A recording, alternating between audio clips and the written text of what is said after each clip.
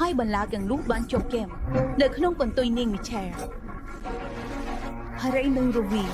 ទាំងពីរបានទាញឈើចាក់របស់ពួកគេទៅទីទាំងពីរហើយមច្ឆាញីគីនោះបានចាប់ផ្ដើមឡើងលើទឹកទន្លេកង្គៀបានហូរឆ្លងកាត់រវាងភូមិភ្លៀសបោះនិងកេតកំគោសត្វពំឆាមាសមួយក្បាលកំពុងហែវឆ្លងទន្លេទើបគ្នាប៉ុន្តែព្រាមនេះដោយសារតែខ្ជុកខ្លាំងនិងភ្លៀងធ្លាក់មច្ឆាញីគីនោះបានសម្រេចចិត្តជក់នៅកន្លែងនេះក្នុងកន្លែងរយៈពេលប៉ុន្មានថ្ងៃក្នុងព្យុះនេះក៏លោកមេឃទន្លេបានកើនឡើងខ្លាំងណាស់ខ្ញុំគិតថាមិនគួរទៅមុខទៀតទេខ្ញុំមិនឈប់នៅទីនេះរយៈពេលប៉ុន្មានថ្ងៃភាគច្រើននៃប្រជាជននៅភូមិភ្លៀសបូនិងកេតកំគោគឺជាអ្នកនេសាទដូច្នេះកន្លែងនេះគឺជាខ្សែជីវិតរបស់ពួកគេនៅក្នុងកន្លែងនេះពួកគេបានមូតទឹកលាងចានសម្អាតសម្លៀកបំពាក់និងមូតទឹកសម្រាប់គោនិងក្របីរបស់ភូមិប៉ុន្តែនៅលើមាត់ទន្លេទាំងពីរនៃភូមិភ្លៀសបូនិងកេតកំគោប្រជាជនទាំងពីរនេះតែងតែមានការឆ្លុះប្រកែកគ្នាហើយមច្ឆានេគីមាសនៅក្រោមទន្លេបានមើលឃើញការឆ្លុះប្រកែកទាំងអស់របស់ពួកគេប្រុងប្រយ័ត្នការលូប្រសិនបើអ្នកចាប់ត្រីតែជាកម្មសិទ្ធិរបស់យើងនោះវាមិនល្អទេយើងមានសិទ្ធិលើត្រីនៅក្នុងទន្លេនេះច្រើនជាងបាទពេលបានឮដូច្នេះការលូក៏ខឹងខ្លាំងគាត់ឃើញថាត្រីកំពុងតែជាប់នៅក្នុងស្នែងរបស់នាងតែជាប់គ្នាប៉ុន្តែស្នែងរបស់គាត់មិនទាន់មានត្រីជាប់សំបីតែមួយនេះជាការលេងសើចអ្នកកំពុងចាប់ត្រីទាំងអស់តែជាកម្មសិទ្ធិរបស់ខ្ញុំត្រីដែលជាកម្មសិទ្ធិរបស់អ្នកមានន័យថាម៉េចបើមិនដូច្នេះទេតើអ្វីទៅបើមិនដូច្នេះទេតើហេតុអ្វីបានជាត្រីជាប់នៅក្នុងឈើរបស់អ្នកច្រើនបែបនេះហើយខ្ញុំមិនទាន់បានសំបីតែមួយអ្នកមិនចេះចាប់ត្រីទេនោះហើយជាមូលហេតុដែលអ្នករកមិនឃើញអ្នកកំពុងបន្ទោសដោយមិនចាំបាច់តើអ្នកបាននិយាយអ្វីមានកម្លាំងចិត្តប៉ុណ្ណេះខ្ញុំមិនចេះចាប់ត្រីទេអូយមនុស្សពីភូមិនេះពិតជាអស្ចារ្យណាស់ហេតុអ្វីបានជាពួកគេចំនួនគ្នាដូច្នេះគ្រាន់តែប៉ុណ្ណោះការចំនួនបានចាប់ផ្ដើមឡើងវិញហើយវាបានបន្តយូរមកហើយបន្ទាប់ពីពេលមួយរស់តាន់ភរិយារបស់គាត់បានមកលាងចាននៅច្រាំងទន្លេហើយបានបោះសម្រាមច្រើនចូលទៅក្នុងទឹកទន្លេហើយសម្រាមនោះបានហូរឆ្លងកាត់ទៅមុខទៀត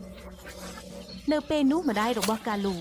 អានៅចំហៀងកន្លែងនោះកំពុងលាងសម្លៀកបំពាក់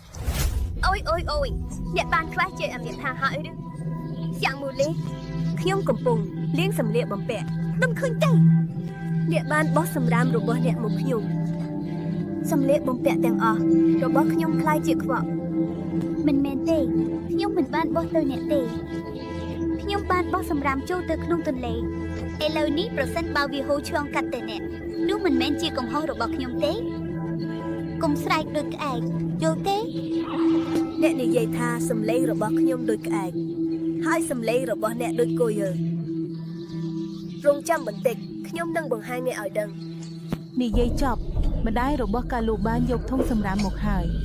បោះទៅលើចានរបស់ប្រពន្ធរបស់រតាន់តើអ្នកបានធ្វើនេះដើម្បីអ្វីអូយអ្នកបានចេតនាបោះសម្រាមលើចានរបស់ខ្ញុំហើយហេមវាអ្នកណាមកមើលទេម្ដាយរបស់កាលូបានចេតនាចង់ជំនួសជាមួយខ្ញុំអូយព្រះឲ្យ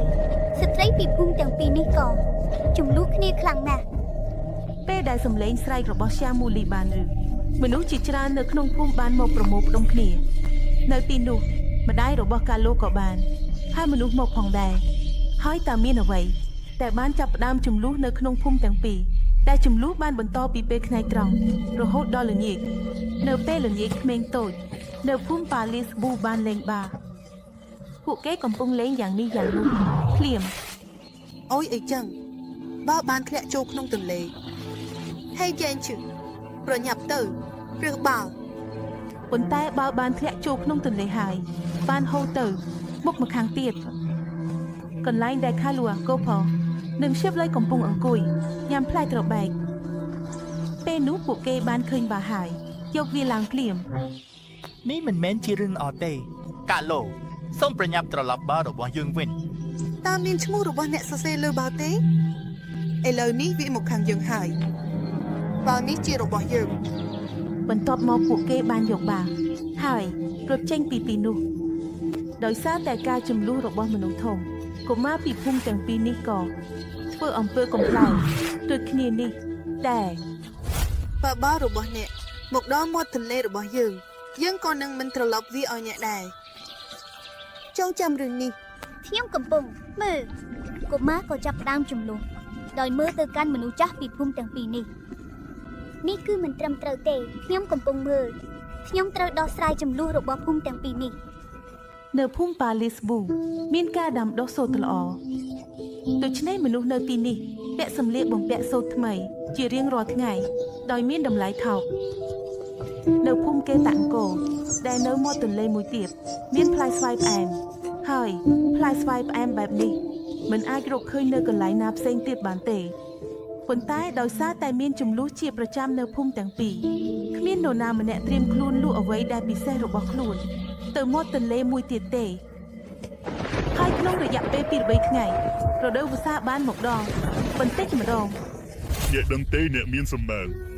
ដោយសារតែភ្លៀងជាបន្តបន្ទាប់ជាច្រើនថ្ងៃទឹកនៅក្នុងទន្លេបានកើនឡើងតែធ្វើឲ្យមានត្រីហ៊ីវហ្វាក៏បានមកដល់ក្នុងទន្លេអង្គាបាទ មុនពេលដែលមនុស្សនៅភូមិនោះចាប់ផ្ដើមចាប់ត្រីយើងគួរតែចាប់ត្រីទាំងអស់ជាមុន បានហើយអ្នកមានសំណាងខ្ញុំនឹងក្រោកពីព្រលឹមហើយទៅនេសាទ ទេមិនមែនព្រលឹមស្អែកទេព្រលឹមគ្រប់គ្នានឹងតម្រង់ជួរអ្នកគួរតែចាប់ផ្ដើមចាប់ត្រីយប់នេះ តាមពាក្យបញ្ជារបស់ភរិយាហារីបានយកឧបករណ៍ចាប់ត្រីទៅដល់មាត់ទន្លេនៅយប់ប៉ុន្តែនៅមាត់ទន្លេមួយទៀតភាវីនិងភរិយារបស់គាត់កំពុងចាប់ត្រីដោយប្រើឧបករណ៍ចាប់ត្រីបន្ទាប់មកពេលហារីដាក់ឧបករណ៍ចាប់ត្រីចូលក្នុងទន្លេវាបានទៅជាប់នៅក្នុងសក់របស់មនុស្សសមុទ្រ អ្នកមានសំណាងមើលទៅដូចជាមានត្រីហ៊ីវសាធំមួយជាប់ខ្ញុំមិនអាចទាញវាចេញបានទេ ពេលរាវីបានឮដូច្នេះគាត់បានយកឧបករណ៍ចាប់ត្រីរបស់គាត់ដាក់ចូលក្នុងទន្លេភ្លាមហើយវាបានទៅជាប់នៅក្នុងកន្ទុយរបស់មនុស្សសមុទ្រ នេះអ្វីទៅដែលជាប់នៅក្នុងសក់របស់ខ្ញុំនិងកន្ទុយផងដែរខ្ញុំឈឺខ្លាំងណាស់ ទាំងហារនិងរេវាចាប់ផ្ដើមទៀងដំបងទាំងសងខាងហើយនាងមច្ឆាក៏ចាប់ផ្ដើមឡើងមកខាងលើទឹកពេលឃើញមនុស្សសមុទ្រគ្រប់គ្នាបានភ្ញាក់ផ្អើល ប្រាវីអ្នកទុកវាចោលមច្ឆានេះជាប់នឹងទំពក់របស់ខ្ញុំដូច្នេះនាងមច្ឆានេះជារបស់យើង ហាប់មើលមិនឃើញទេបន្លារបស់ខ្ញុំជាប់នៅកន្ទុយនេះមច្ឆាបញ្ឈប់វាទៅមច្ឆានេះគឺជារបស់យើង នៅទីនេះសពមច្ឆានៅតែមានការជិះចាប់ការប្រកែកគ្នារវាងរាវីនិងហារីចាប់ផ្ដើមឡើងដោយសារមនុស្សសមុទ្រពណ៌មាសនេះបន្ទាប់មកពេលព្រឹកមកដល់មនុស្សនៅក្នុងភូមិបានប្រមូលផ្ដុំគ្នានៅទីនោះហើយការប្រកែកគ្នារវាងភូមិទាំងពីរនេះនៅតែបន្តដោយសារមនុស្សសមុទ្រ ការប្រកែកគ្នារបស់ពួកគេមិនចេះឈប់ទេហើយខ្ញុំកំពុងជាប់នៅទីនេះខ្ញុំកំពុងជិះចាប់ខ្លាំងណាស់គ្មាននរណាម្នាក់មើលផងអូយអ្នកទាំងអស់គ្នាជប់ចំនួនទៅបោះបង់ខ្ញុំចោលខ្ញុំចង់ត្រឡប់ទៅសមុទ្រវិញ អូយព្រះអើយមានមច្ឆានេះហែមទាំងចេះនិយាយគៀបផងខ្ញុំមិនអាចបោះបង់អ្នកបានយ៉ាងងាយស្រួលទេយើងនឹងយកអ្នកទៅលក់ក្នុងពិព័រណ៍បានតម្លៃល្អ មិនតែទេយើងនឹងលក់មនុស្សសមុទ្រ ឮដូច្នេះនាងមច្ឆាមាសក៏ភ័យខ្លាចជាខ្លាំងបន្ទាប់មកនាងបានគិតផែនការមួយក្នុងចិត្តហើយនិយាយថាតើអ្នកទាំងអស់គ្នាដឹងទេថាខ្ញុំមានទ្រព្យសម្បត្តិច្រើនណាស់ប្រសិនបើអ្នកទាំងអស់គ្នាបោះបង់ខ្ញុំចោលខ្ញុំនឹងផ្ដល់ទ្រព្យសម្បត្តិទាំងអស់នេះទៅឲ្យភូមិមួយក្នុងចំណោមភូមិពីររបស់អ្នកប៉ុន្តែខ្ញុំក៏មានលក្ខខណ្ឌមួយផងដែរ ពិតមែនឬតើយើងអាចជឿអ្វីដែលអ្នកកំពុងនិយាយដោយរបៀបណា បន្ទាប់មកមនុស្សសមុទ្របានធ្វើមន្តអាគមហើយយកទ្រព្យសម្បត្តិច្រើនពីក្នុងទឹកមកបង្ហាញហើយនៅពេលដូចគ្នានោះនាងក៏ធ្វើឲ្យទ្រព្យសម្បត្តិនោះបាត់ទៅផងដែរហើយឃើញនេះ លក្ខខណ្ឌគឺអ្វីនិយាយឲ្យលឿនយើងត្រៀមខ្លួនទទួលយកលក្ខខណ្ឌទាំងអស់យើងនឹងយកទ្រព្យសម្បត្តិទាំងអស់ យើងនឹងយកទ្រព្យសម្បត្តិទាំងអស់របស់មនុស្សសមុទ្រតែម្ដង លក្ខខណ្ឌរបស់ខ្ញុំគឺថាអ្នកមិនត្រូវចុះចូលទៅក្នុងទន្លេទេប៉ុន្តែអ្នកត្រូវទៅកាន់ភូមិរបស់គ្នាទៅវិញទៅមកហើយយករបស់ពិសេសមួយពីភូមិមួយមកឲ្យខ្ញុំហើយភូមិណាដែលយករបស់ពិសេសនោះមកឲ្យខ្ញុំជាមុនគេ ខ្ញុំនឹងផ្ដល់ទ្រព្យសម្បត្តិទាំងអស់ឲ្យភូមិនោះ ពេលបានស្ដាប់ពាក្យរបស់មនុស្សសមុទ្រអ្នកទាំងអស់គ្នាក៏ចូលទៅក្នុងការគិតយ៉ាងជ្រៅព្រោះគ្មានផ្លូវណាដែលអាចទៅដល់ភូមិនោះបានដោយគ្មានទន្លេនេះ ទៅខ្ញុំបានគំនិតមួយហើយឥឡូវនេះចាប់ផ្ដើមធ្វើការនៅ ប្រជាជនភូមិបេឡាស្ពូចាប់ផ្ដើមកាត់ឫស្សីនិងប្រមូលឈើរឹងដើម្បីសាងសង់ស្ពានលើទន្លេពេលឃើញបែបនេះប្រជាជនភូមិកេតកំកោផងដែរចាប់ផ្ដើមសាងសង់ស្ពានប៉ុន្តែភូមិទាំងពីរគឺបរាជ័យជាបន្តបន្ទាប់ ទេវាមិនអាចធ្វើបានបែបនេះទេបែបនេះស្ពានកំពុងបាក់ជាបន្តបន្ទាប់ នៅពេលនោះរវីនិយាយពីមាត់ទន្លេមួយផ្សេងទៀត បែបនេះស្ពានមិនដែលអាចសាងសង់បានទេប៉ុន្តែប្រសិនបើយើងមិនព្រមតាមលក្ខខណ្ឌរបស់មនុស្សត្រីទេយើងនឹងមិនអាចទទួលបានទ្រព្យសម្បត្តិទេល្អជាងនេះទៅទៀតយើងមកសហការជាមួយគ្នាសាងសង់ស្ពានមួយដែលរឹងមាំហើយយើងនឹងចែករំលែកទ្រព្យសម្បត្តិដែលយើងទទួលបានទៅភូមិទាំងពីរ បន្ទាប់មកប្រជាជនពីភូមិទាំងពីរចាប់ផ្ដើមធ្វើការជាមួយគ្នាហើយក្នុងពេលឆាប់ពួកគេបានសាងសង់ស្ពានមួយដែលរឹងមាំនិងស្រស់ស្អាតបន្ទាប់មកពួកគេបានយករបស់ពិសេសពីភូមិទាំងពីរទៅឲ្យមនុស្សត្រីនៅពេលនោះមនុស្សត្រីនិយាយថា អ្នកទាំងអស់គ្នាបានយកចិត្តទុកដាក់មើលថាតើធ្វើដូចម្តេចដើម្បីសាងសង់ស្ពានដែលល្អដោយសហការជាមួយគ្នាចាប់ពីពេលនេះទៅកុំឲ្យអ្នកទាំងអស់គ្នាឆ្លុះប្រកែកគ្នាទៀតហើយចាប់ពីថ្ងៃនេះទៅអ្នកទាំងអស់គ្នាត្រូវរស់នៅជាមួយគ្នាដោយសាមគ្គីភាពហើយទ្រព្យសម្បត្តិដែលខ្ញុំនឹងផ្ដល់ឲ្យអ្នកទាំងអស់គ្នាត្រូវប្រើវាសម្រាប់ការងារល្អនៅក្នុងភូមិ និយាយចប់មនុស្សត្រីមាសបានប្រាមន្តស្នេហ៍ផ្ដល់ទ្រព្យសម្បត្តិឲ្យភូមិទាំងពីរបន្ទាប់មកនាងបានចូលទៅក្នុងទឹកវិញចាប់តាំងពីពេលនោះមកភូមិទាំងពីរបានរស់នៅជាមួយគ្នាដោយគ្មានការឆ្លុះប្រកែកពិតលូបានលើកមនុស្សត្រីមាសលើស្មារបស់គាត់ហើយនាំនាងទៅផ្ទះហើយនៅពីក្រោយផ្ទះរបស់គាត់មានធុងទឹកធំមួយដែលគាត់បានលាក់នាងនៅក្នុងនោះហើយភូមិបានជួបនឹងទឹកជំនន់ដ៏ធំមួយថ្ងៃនៅពេលល្ងាចក្មេងតូចនៅក្នុងភូមិកំពុងលេងនៅក្នុងវាលភ្លាមនោះមេឃបានគ្របដណ្ដប់ដោយពណ៌ខ្មៅពេលនោះទឹកលីបាននិយាយថា តោះចាប់ទៅផ្ទះ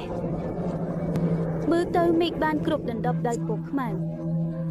មើលទៅភ្លៀងនឹងធ្លាក់ឥឡូវនេះ អូយរងចាំបន្តិចទៀតលេងបន្តទៀតឥឡូវនេះភ្លៀងមិនទាន់ចាប់ផ្ដើមទេ ពេលនិយាយបែបនេះពួកគេបានចាប់ផ្ដើមលេងម្ដងទៀត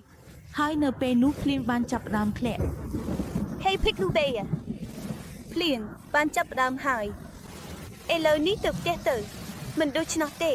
ម្ដាយខ្ញុំនឹងស្ដីខ្ញុំខ្លាំងណាស់ អ្នកកំសាកអ្នកទាំងអស់គ្នាទៅផ្ទះខ្ញុំទៅច្រាំងទន្លេនៅក្នុងភ្លៀងនេះនឹងមានត្រីច្រើនខ្ញុំនឹងទៅចាប់ត្រីមាននរណាម្នាក់ក្នុងចំណោមអ្នកនឹងទៅជាមួយខ្ញុំទេ ប៉ុន្តែគ្មាននរណាម្នាក់ដែលព្រមទៅជាមួយគាត់ទេហើយគ្រប់គ្នាបានត្រឡប់ទៅផ្ទះរបស់ខ្លួនវិញហើយពីក្លូបានទៅក្បែរតាពាំងទឹកហើយចាប់ត្រីដោយរីករាយបន្តិចម្ដងទឹកភ្លៀងកាន់តែខ្លាំងឡើងនៅក្នុងភ្លៀងខ្លាំងបែបនេះពីក្លូក៏មិនបានត្រឡប់ទៅផ្ទះដែរពេលនោះឪពុកម្ដាយរបស់គាត់ក៏មានការព្រួយបារម្ភខ្លាំង ស្ដាប់មែនទេតិចលុះមិនទាន់ត្រឡប់មកផ្ទះទេនៅក្នុងភ្លៀងខ្លាំងបែបនេះគាត់ទៅណាដែរ ខ្ញុំមិនដឹងអ្វីទេអ្នកតែងតែដាក់គាត់លើក្បាលរបស់អ្នកកូនទាំងអស់នៅក្នុងភូមិបានត្រឡប់មកផ្ទះមុនភៀងហើយប៉ុន្តែឈួតនេះមិនទាន់ត្រឡប់មកផ្ទះទេពេលគាត់ត្រឡប់មកផ្ទះខ្ញុំនឹងបង្រៀនគាត់ឲ្យបានល្អ ពេលនោះពីក្លូបានត្រឡប់មកផ្ទះដោយមានត្រីនៅក្នុងដៃហើយជូតទឹកភ្លៀងមើលទៅម៉ាក់ខ្ញុំបានចាប់ត្រីបានច្រើនណាស់ពេលឃើញពីក្លូឪពុករបស់គាត់បានស្ដីបន្ទោសគាត់ខ្លាំងណាស់បន្ទាប់មកពេលយកកន្លងផុតទៅពេលព្រឹកមកដល់ភ្លៀងក៏ឈប់ផងដែរនៅពេលនេះប្រជាជនទាំងអស់នៅក្នុងភូមិកំពុងជួសជុលដំបូលផ្ទះរបស់ពួកគេហើយមនុស្សមួយចំនួនកំពុងត្រៀមអាហារមុនពេលមានទឹកជំនន់នៅពេលនោះអានន្ទក៏កំពុងជួសជុលដំបូលផ្ទះរបស់គាត់ផងដែរនៅពេលនោះ បងអាណាតើបងប្រក់ដំបូលផ្ទះបានត្រឹមត្រូវទេចាំទេថាឆ្នាំមុនពេលមានទឹកជំនន់មានអ្វីកើតឡើង បាទបងប្រុស Harridan នោះជាការព្រួយបារម្ភប្រសិនបើដំបូលផ្ទះហោះទៅ ខ្ញុំនឹងយកកូនតូចទៅណែព្រះជាម្ចាស់ដឹងថាអ្វីនឹងកើតឡើង បាទទុកអាហារបន្ថែមមិនអីទេខ្ញុំនឹងចាក់ចេញឥឡូវនេះ បន្ទាប់មកកំលេបានចេញពីទីនោះចាប់ពីល្ងាចភ្លៀងខ្លាំងបានចាប់ផ្ដើមឡើងវិញភ្លៀងបានធ្លាក់ជាប់គ្នា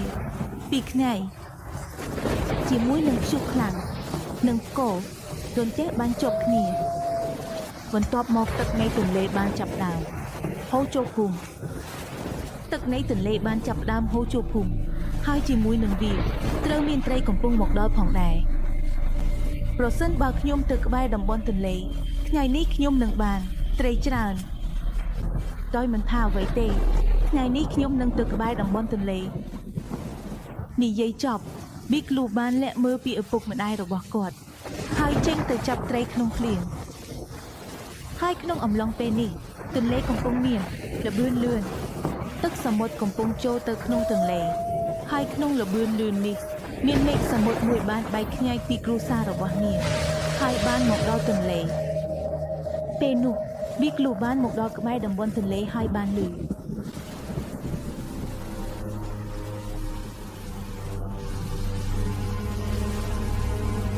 ះអ្វី នៅក្នុងភ្លៀងច្រើនបែបនេះនរណាកំពុងយំនៅទីនេះ បន្ទាប់មកពីក្លូមើលទៅអាចជប់ឈរពេលនោះគាត់បានឃើញថាមានក្មេងស្រីម្នាក់ដែលមានរូបរាងចម្លែកអង្គុយយំនៅជាទន្លេតែផ្នែកខាងលើរបស់នាងដូចមនុស្សនិងផ្នែកខាងក្រោមដូចកន្ទុយត្រីពីក្លូត្រូវការរៀនភ្លាមហើយនិយាយខែ អ្នកជានរណាក្នុងស្ថានភាពបែបនេះហេតុអ្វីបានជាអ្នកមកអង្គុយយំ ខ្ញុំជាក្មេងស្រីត្រីមួយដោយសារការហូរទឹកខ្លាំងខ្ញុំបានបែកពីគ្រួសាររបស់ខ្ញុំហើយមកដល់ទីនេះខ្ញុំមានការភ័យខ្លាចខ្លាំងណាស់តើឪពុកម្ដាយរបស់ខ្ញុំទៅណាខ្ញុំចង់ទៅកាន់ពួកគេ ក្មេងស្រីត្រីអ្នកកុំភ័យអ្នកនឹងត្រឡប់ទៅកាន់ឪពុកម្ដាយរបស់អ្នកបានជាក់ជាមិនខានប៉ុន្តែប្រសិនបើអ្នកនៅទីនេះសត្វព្រៃដែលឃ្លានអាចវាយប្រហារអ្នកបានហើយប្រសិនបើអ្នកណាមួយនៅភូមិឃើញអ្នកនោះវានឹងក្លាយជាបញ្ហាធំទៀតអ្នកទៅជាមួយខ្ញុំទៅផ្ទះរបស់ខ្ញុំពេលទឹកនៃទន្លេបន្ថយខ្ញុំនឹងនាំអ្នកទៅទន្លេវិញ ប៉ុន្តែខ្ញុំមិនអាចរស់នៅដោយគ្មានទឹកបានទេ កុំបារម្ភអីក្មេងស្រីត្រីខ្ញុំនឹងរៀបចំអ្វីសម្រាប់អ្នក បន្ទាប់មកពីក្លូបានលើកក្មេងស្រីត្រីលើស្មារបស់គាត់ហើយនាំនាងទៅផ្ទះរបស់គាត់ហើយនៅពីក្រោយផ្ទះរបស់គាត់មានធុងទឹកធំមួយតែគាត់បានលាក់នាងនៅក្នុងនោះ ក្មេងស្រីត្រីអ្នកនៅទីនេះដោយសុខសាន្តអ្នកមិនមានគ្រោះថ្នាក់អ្វីទេខ្ញុំនឹងមកផ្ដល់អាហារឲ្យអ្នកជាប្រចាំ និយាយចប់ពីក្លូបានចេញទៅពីទីនោះរាល់ថ្ងៃភ្លៀងកាន់តែធ្លាក់ខ្លាំងហើយភូមិមានទឹកចំនួនធំមួយភូមិទាំងមូលលិចក្នុងទឹកចំនួននោះយឺតអាហារដែលបានស្តុកនៅក្នុងផ្ទះរបស់មនុស្សក៏ចប់ដែរខ្លែងមួយបែបនេះ មេឆ្កញ្ញាអូមេឆ្កញ្ញាចេញមកខាងក្រៅខ្ញុំបានយកអាហារមកឲ្យអ្នក ពេលបានឮសំឡេងរបស់ពីក្លូ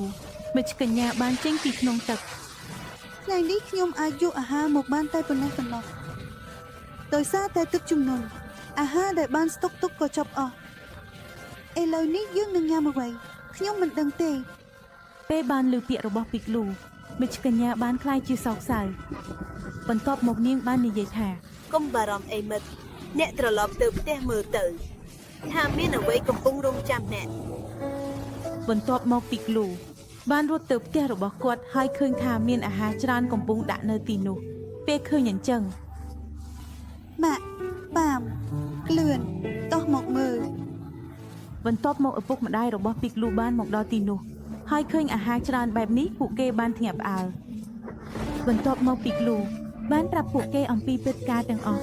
បន្ទាប់មកគ្រួសារទាំងអស់បានទៅរកមេឆ្កញ្ញា សូមអរគុណច្រើនមេឆ្កញ្ញាខ្ញុំដឹងថាអ្នកបានប្រាំមុនស្នេហ៍ដើម្បីនាំយកអាហារទាំងនេះមកប៉ុន្តែមេឆ្កញ្ញាមិនមែនតែយើងទេមានមនុស្សផ្សេងទៀតនៅក្នុងភូមិនេះតែអាហារបានអស់ហើយមិត្តរបស់ខ្ញុំក៏ប្រហែលជាអត់ឃ្លានដែរ អ្នកធ្វើឲ្យពួកគេមានអាហារផង ពេលបានលើកបែបនេះមិចកញ្ញាបានប្រាមុនស្នែនាំយកអាហារច្រើនមកបន្ទាប់មកពីលូនិងឪពុកម្ដាយរបស់គាត់បានចែកចាយអាហារនោះទៅគ្រប់ផ្ទះក្នុងភូមិប៉ុន្តែទីនេះលីងមិនឈប់សោះបន្តិចម្ដងទឹកចំនួនកាន់តែធ្ងន់ធ្ងរនៅថ្ងៃមួយពីលូអង្គុយជាមួយមិចកញ្ញាដោយមានអារម្មណ៍សោកសៅ មានអ្វីកើតឡើងដែរមិនមុខអ្នកហាក់ដូចជាមិនស្រស់ស្រាយហេតុអ្វីអ្នកសោកសៅបែបនេះ បាទមិចកញ្ញាថ្ងៃនេះគឺជាថ្ងៃផឹកថ្នាំបង្ការរោគប៉ូលីយ៉ូខ្ញុំក៏ត្រូវផឹកថ្នាំបង្ការរោគប៉ូលីយ៉ូឲ្យប្អូនស្រីផងដែរប៉ុន្តែភ្លៀងធ្លាក់ខ្លាំងនឹងទឹកជំនន់បែបនេះខ្ញុំនឹងនាំប្អូនស្រីទៅផឹកថ្នាំបង្ការរោគប៉ូលីយ៉ូយ៉ាងដូចម្ដេច អ្នកកុំបារម្ភអីមិត្តខ្ញុំនឹងរៀបចំអ្វីឲ្យបានឥឡូវនេះ និយាយបែបនេះនាងមច្ឆាបានបដូរទម្រង់របស់នាងទៅជាទុកហើយនិយាយថា ទៅមិត្តអង្គុយលើនាវានេះហើយអ្នកនាំប្អូនស្រីទៅផឹកថ្នាំបង្ការរោគប៉ូលីយ៉ូហើយក៏នាំកុមារផ្សេងទៀតនៅភូមិដែលត្រូវការថ្នាំបង្ការរោគប៉ូលីយ៉ូផងដែរប្រញាប់ឡើង តាមពាក្យនៃមិចកញ្ញាពីលូនិងម្ដាយរបស់គាត់នាំប្អូនស្រីទៅផឹកថ្នាំបង្ការរោគប៉ូលីយ៉ូ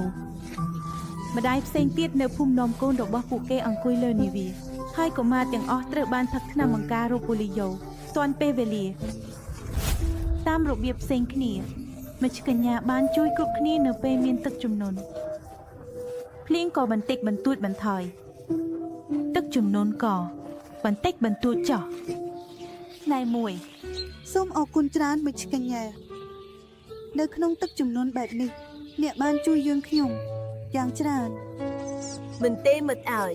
អ្នកក៏បានផ្ដល់ទីចម្រោះខ្ញុំនៅក្នុងពេលដែលខ្ញុំមានវិបត្តិផងដែរ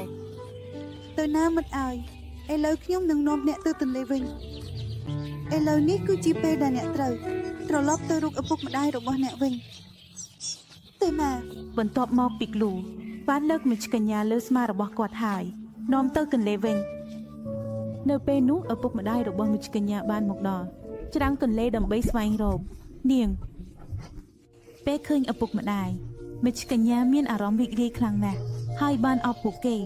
ហើយប្រាប់ព្រឹត្តិការណ៍ទាំងអស់ដែលបានកើតឡើងមកដល់ពេលនេះបន្ទាប់ពីស្ដាប់រួចមកម្ដាយរបស់មិចកញ្ញាឈ្មោះមនីម៉ាឡាបាននិយាយថា នេះយកទៅគ្រប់មុទ្រាវិជ្ជាមុននេះនឹងជួយអ្នកនៅពេលណាមួយ ឥឡូវនេះរក្សាវាទុកជាអំណោយពេលណាដែលអ្នកជួបបញ្ហាណាមួយសូមប៉ះគ្រាប់មុទ្រានេះទៅក្នុងទឹកទន្លេហើយចាំយើងនឹងមកដល់ក្បែរអ្នកភ្លាម ខ្ញុំសូមអរគុណច្រើនដែលបានរក្សាខ្ញុំឲ្យមានសុវត្ថិភាពជាច្រើនថ្ងៃមកនេះបិទឥឡូវនេះយើងត្រូវទៅហើយ បន្ទាប់មកមិចកញ្ញាបានលោតចូលទឹកជាមួយឪពុកម្ដាយរបស់នាងហើយត្រឡប់ទៅវិញបន្ទាប់មកពីលូបានយកគ្រាប់មុទ្រាវិជ្ជាមិនហើយត្រឡប់ទៅផ្ទះវិញទឹកជំនន់បានថយចុះហើយភូមិរបស់ពួកគេបានរស់ឡើងវិញដូចមុនកសិករបានដាំស្រូវនៅក្នុងស្រែគោនិងពែបានដើរលេងលើដីដែលមានស្មៅថ្មីហើយពីលូបានរស់នៅជាមួយឪពុកម្ដាយរបស់គាត់ដោយសុខសាន្តតើអ្នកចូលចិត្តមើលគំនូរជីវចលទោះបីជាអ្នកធំហើយក៏ដោយទេដូច្នេះសូមបញ្ចេញឈ្មោះរបស់អ្នកនៅក្នុងមតិយោបល់ហើយឈ្មោះដែលត្រូវបានជ្រើសរើសពីវីដេអូមុនរបស់យើងគឺសង្កាមព្រីជូសាហ៊ីបចាគីលស៊ីវីមីសាជីវសូរ៉េពីនគីអាស្មីដាបណ្ឌិតគុនដនជីតេមនីសាឈូទីសាជីណាអ្នកទស្សនាដែលបានជា Channel របស់យើងហើយបញ្ចេញឈ្មោះរបស់ពួកគេនៅក្នុងទយោបល់ឈ្មោះរបស់ពួកគេនឹងត្រូវបានជ្រើសរើសនៅក្នុងវីដេអូបន្ទាប់របស់យើងដូច្នេះសូមជា Channel YouTube របស់យើងហើយមើលរឿងបន្ទាប់របស់យើងដែលបានបង្ហាញនៅលើអេក្រង់វាអាចមានឈ្មោះរបស់អ្នកផងដែរប្រសិនបើឈ្មោះមិនបានបង្ហាញសូមសរសេរឈ្មោះរបស់អ្នកនៅក្នុងវីដេអូបន្ទាប់តើអ្នកកំពុងគិតអ្វីចុចឆាប់ហើយមើលទៅ